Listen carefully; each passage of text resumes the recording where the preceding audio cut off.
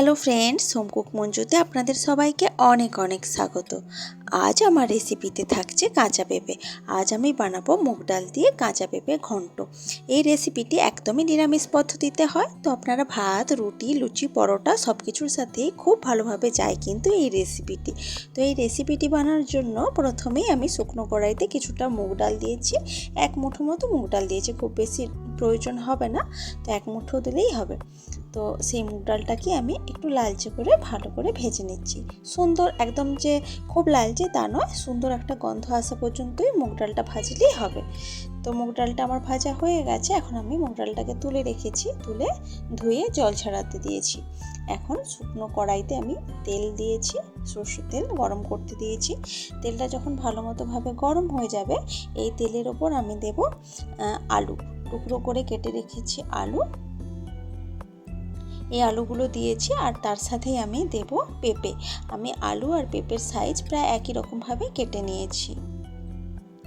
এখন আলু আর পেঁপে একসাথে ভেজে নেব, তার জন্য আমি এর মধ্যে দিয়েছি কিছুটা হলুদের গুঁড়ো আর কিছুটা নুন আর হলুদ দিয়ে আমি এখন এই আলু পেঁপেটাকে একটু ভালো করে লালচে করে ভেজে নেব। যে কোনো সবজি রান্না করার শুরুতে যদি একটু ভেজে নেওয়া যায় তাহলে কিন্তু সেই রান্নাটার স্বাদটা অনেক গুণ বেড়ে যায়। তো দেখুন আমার আলু পেঁপেটা ভাজা হচ্ছে, আস্তে আস্তে সুন্দর কালার আসতেও শুরু করেছে আলু আর পেঁপের মধ্যে।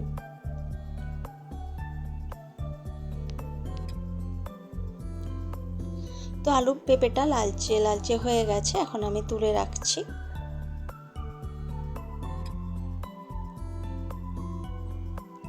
এখন এই কড়াতেই আমি প্রয়োজন মতো তেল দেব।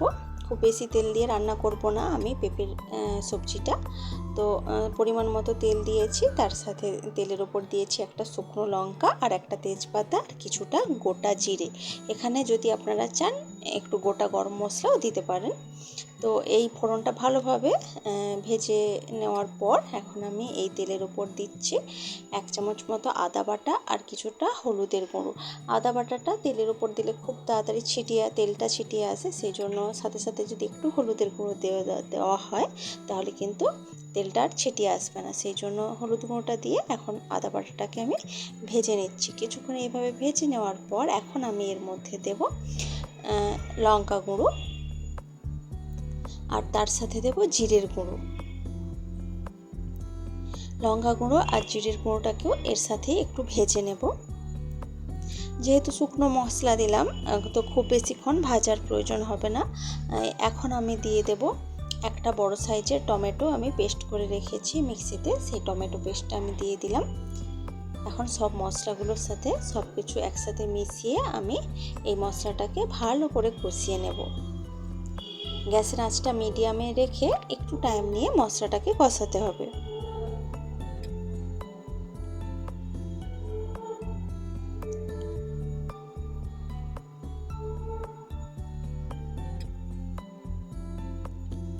তো দেখুন মশলা থেকে আস্তে আস্তে তেল ছাড়তে শুরু করে দিয়েছে। এই সময় আমি দিয়েছি ভেজে রাখা মুগ ডালটা, যেটা আমি শুরুতেই ভেজে রেখেছিলাম, তারপর সেটাকে ধুয়ে জল ছড়িয়ে রেখেছি, সেই মুগ ডালটাই কিন্তু এখন দিয়ে দিলাম। এখন এই মশলার সাথে মুগ ডালটাকেও একটু কষিয়ে নেব।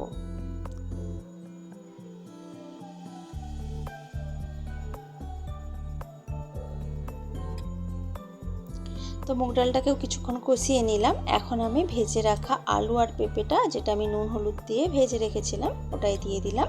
এখন সব কিছু একসাথে খুব ভালো করে মিশিয়ে নেব এবং কিছুটা কষিয়ে নেব।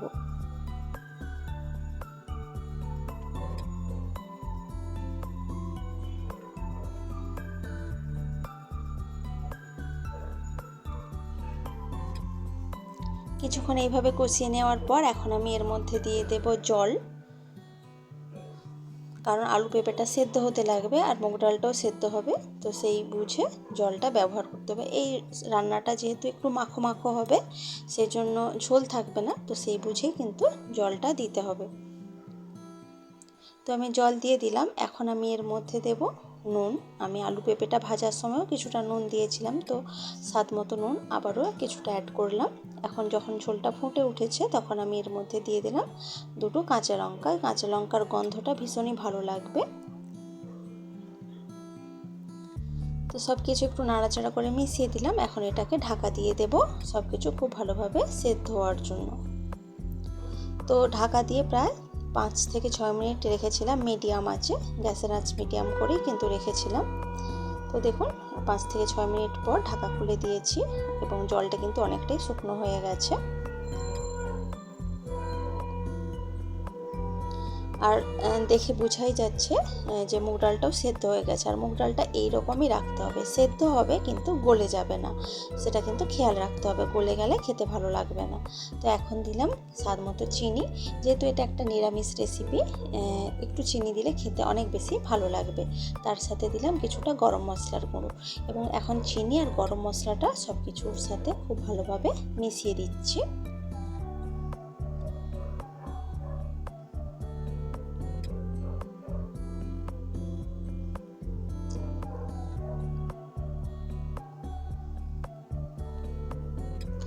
সব কিছুর সাথে এইভাবে খুব ভালো করে মিশিয়ে দিলাম এবং এখন আমি গ্যাসের আঁচটা বন্ধ করে ঢাকা দিয়ে রেখেছি স্ট্যান্ডিং টাইমের জন্য। তারপর ঠান্ডা হওয়ার পর সার্ভ করেছি। দেখুন দেখতে কিন্তু দারুণ হয়েছে, আর খেতেও এই রেসিপিটা অবশ্যই বাড়িতে আপনারা কিন্তু একবার ট্রাই করতেই পারেন এবং ট্রাই করে দেখবেন বারবার বানাতে ইচ্ছে করবে, এতটাই টেস্টি হয় এই রেসিপিটি।